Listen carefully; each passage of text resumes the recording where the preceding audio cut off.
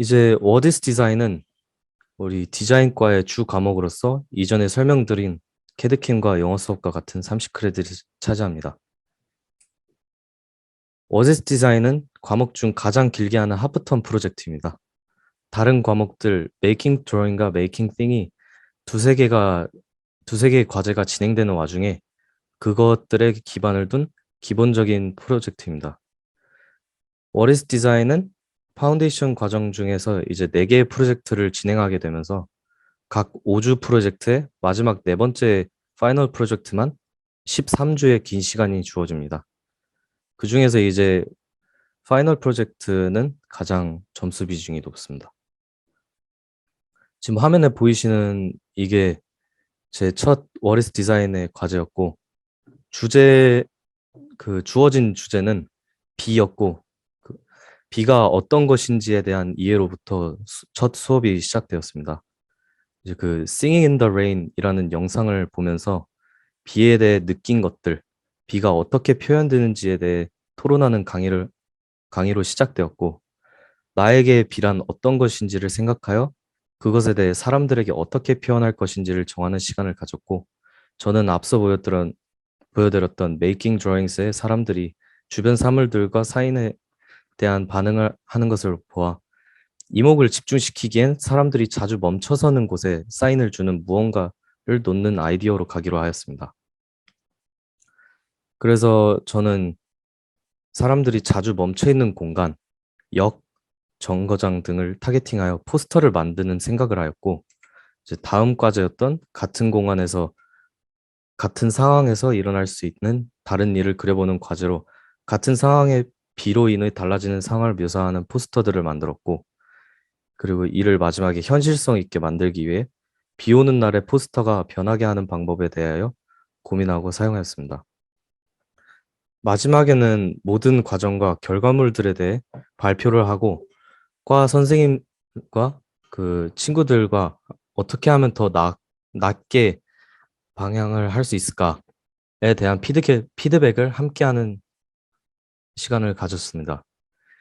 이후 피드백을 반영해서 결과물에 변화를 주고 이 모든 과정을 2,500자 정도 나오는 프로젝트 리포트를 작성했습니다.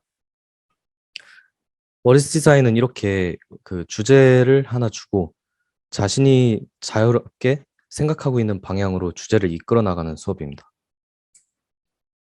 이제 이거는 그 되게 간단한 작업물 전시회인데 이 작업물 전시회는 겨울방학이 시작하기 전 두 번째 프로젝트가 끝날 때 작업물들을 전시하는 시간을 갖게 됩니다.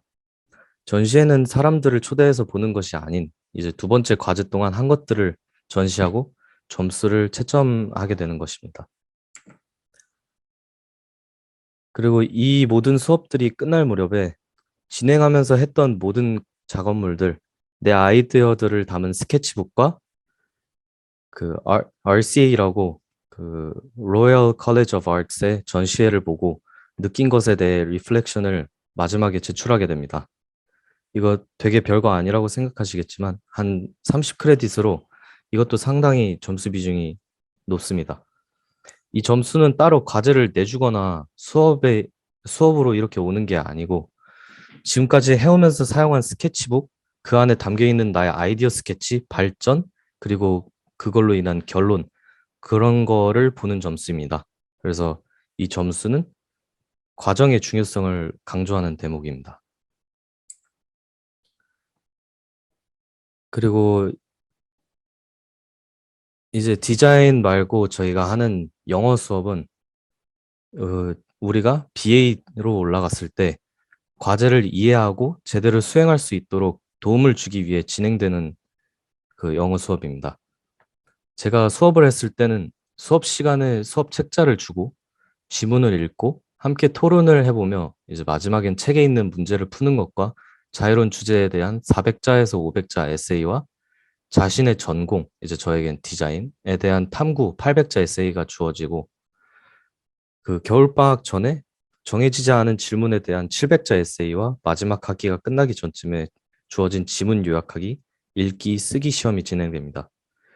마지막 시험은 대강의실에서 파운데이션 학생들이 다 같이 모여서 시험을 보게 되며 물론 시간 제한이 있습니다. 화면에 보이는 그 제가 올려놓은 사진에 글씨는 잘 안 보이겠지만 이제 왼쪽은 기술의 발전에 따른 교실에서의 영향에 대한 450자 정도 에세이고 오른쪽은 페미니즘은 현대 사회에서 여전히 어느 정도 관련이 있습니까? 그것이 여전히 필요한가? 아니면 그것의 목표가 크게 달성되었는가?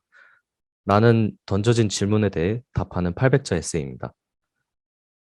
저는 이제 어릴 때부터 영어로 대화와 읽기, 쓰기 수준이 가능했기 때문에 크게 어려움을, 어려움이 없는 수업이었지만 다른 몇몇 학생들은 에세이를 쓰는 방법, 그리고 대화에 어려움을 느끼는 학생들이 있었습니다.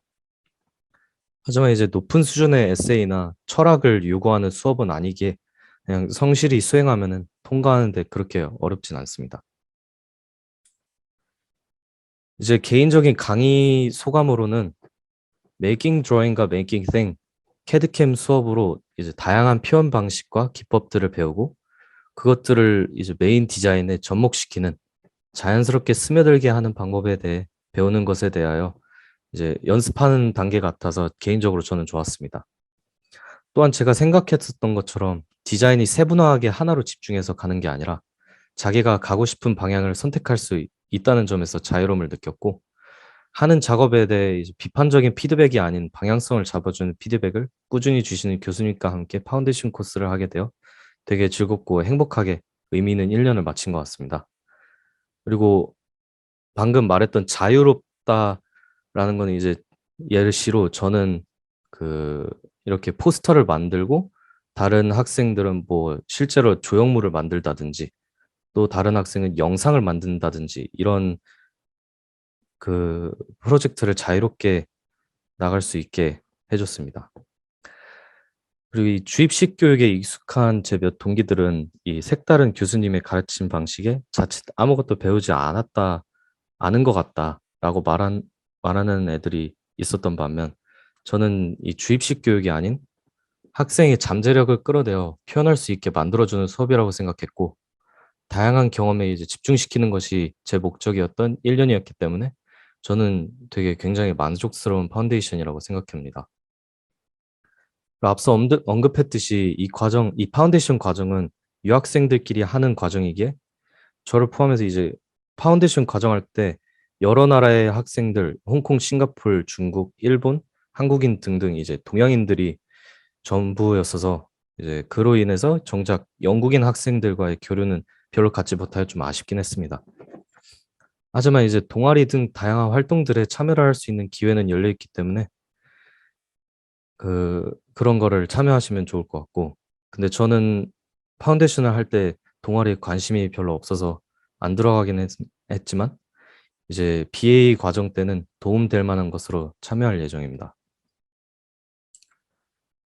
이제 파운데이션에서 BA로 올라가는 거는 간단하게 위에 그 소개드렸던 과목들을 총점에서 50% 이상만 받으면은 자동으로 BA 코스로 진학할 수 있게 시스템이 되어 있습니다.